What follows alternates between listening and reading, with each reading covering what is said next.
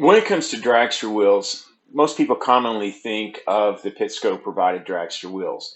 Pittsco is a fine company and they've been a real big contributor to my different programs that I've taught at for many years. However, if you're going to build a competitive dragster, you really have three options. One, you can buy a Pittsco wheel or you can 3D print a wheel. And these are some of the 3D printers that I currently own and recommend for schools that are going to try to make their own dragster wheels. For a highly competitive dragster, you definitely need to be making your own wheels. Um, Also, you can do what's called CNC a wheel, where you have the wheel milled out and or turned on a lathe to produce a very efficient, highly accurate, and fast dragster wheels. So we're going to go ahead and design several dragster wheels in this session right now, and we'll show you what they can come up with. Hope you enjoy. Before we get started designing a dragster wheel, it's first important to understand what the specifications are for those wheels. I went ahead and opened up the competitive events guide, this guy right here, the CEG as it's affectionately known as. And I'm going to scroll down here and I'm going to look at these specs. Got a body length, axle, wheel height, axle and axle holes, wheelbase, spacers, washers, clips, that kind of stuff, power plant, screw eyes, wheels. Now, the front wheel, you have a minimum of 30 millimeters to a height of 40 millimeters. Now, the actual contact surface on the wheel has to be at least 1.5 millimeters, up to 5 millimeters. Now, on the rear wheel, it's 35 millimeters to 40 millimeters.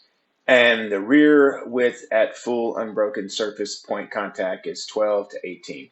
So you've got to have the 12 millimeter contact surface, 1.5 millimeter contact surface on the front wheels, but the key is the diameters. Now, when building a fast dragster, one of the things that you want to do is you want to go with minimums. You don't want to go up to a full 40 millimeters because that's inertia that you've got to power down that track using a CO2 chamber. So with my students and my recommendations, we always go with the minimums, right? And when I design my wheels, I don't design a 30 millimeter wheel. I usually design a 31 millimeter wheels. Now, as far as the contact surface, anywhere from 1.75 to 2 millimeters for the front.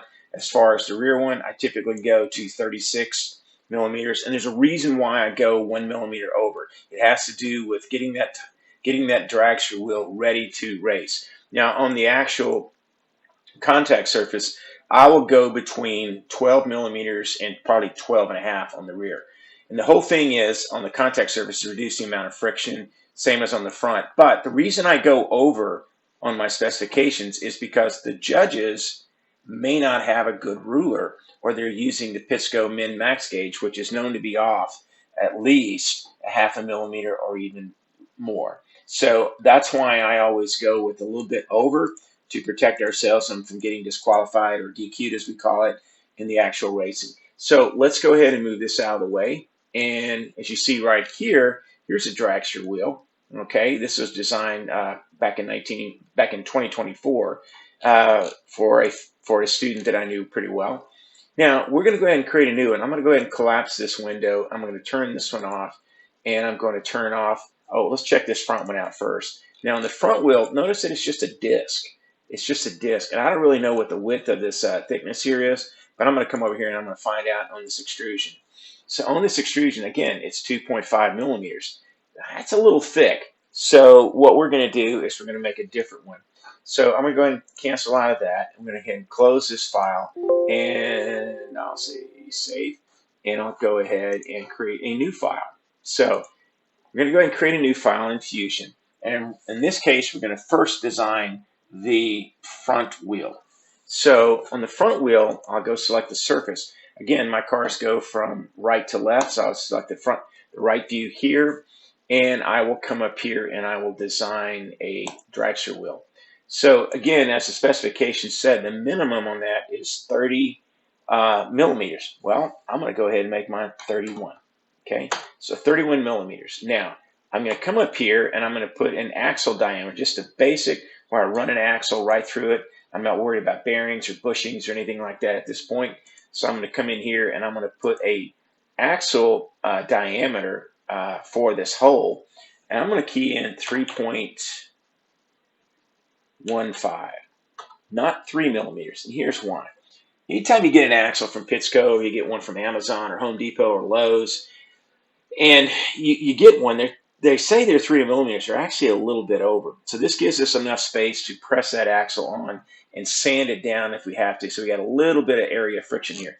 Also, you can also put lubricant on this. Like you can put graphite powder on there so that it'll make it actually spin a little bit better. So here we go. We got our first little dragster wheel, and I'm going to go ahead and accept that sketch, and then I'm going to hit the E key to extrude, and I will extrude this 1.75.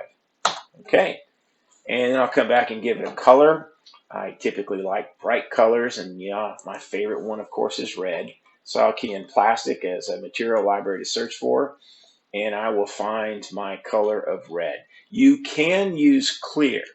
You can use a laser engraver to make a dragster wheel as well. The issue with the laser engraver is that the contact surface, you have to really be careful with your contact surface. And the reason I say that is the laser, when it hits the material that you're lasering out, sometimes has a chance to deflect a little bit. So again, we make it 30 millimeters. Now we make it 31 millimeters. So if we have to put the dragster wheel into a drill pass and sand it down, we'll make sure that the dragster surface is flat on the track. That's important. Okay, so we've got this guy done. So that's our first very simple little dragster wheel. So let's go ahead and save this. Okay, I'm going to put this in my parts folder. So let's go ahead and click on this. I'll come down to dragster parts, select that. I'll give it a name. I'm going to say 2025 hyphen front hyphen simple hyphen wheel. And sometimes you might want to go ahead and say like 31 millimeters on it if you want to, just as a note to yourself. That works as well. Okay, that's good for right now. We'll come back to this in a moment. Okay, as I said in the last video, we could take this wheel and we could go ahead and 3D print this wheel. I can also take this design and I can put a piece of acrylic on a laser engraver, a CO2 laser engraver, not a diode laser, and I could laser it out. Now, according to the specifications on a diode laser, I probably could laser this out with white acrylic, or I could laser it out with black acrylic. But here's the problem. I got to find 1.75 thick acrylic that I could laser out. But Mr. Platt, you can use polycarbonate. No, you can't. Polycarbonate does not work well with lasers. Now, polycarbonate works great with CNC machines where you could actually lay a sheet of polycarbonate down there and you could mill it out, and you could also come back and resurface it. But again, we're 31 millimeters over on this. We're a little over on the inside, and we could use this to put graphite and that kind of thing in to make the axle spin better. And if you're using a graphite, or excuse me, carbon fiber axle with graphite, they spin really, really good. But we have a good wheel here that we can now 3D print and we can get started on. Now I'm going to go to a new design where I'll open up a new file, and I'm going to create a dragster wheel that has a lot more features to it. Like for instance, it can hold a bearing. So, and I'm going to also show you, instead of doing an extruded view like you just saw here, where we'll come back and we'll use, if you see up here, this revolve. We'll use a revolve to create our dragster wheel. So that's enough for now, and we'll go to the next video. And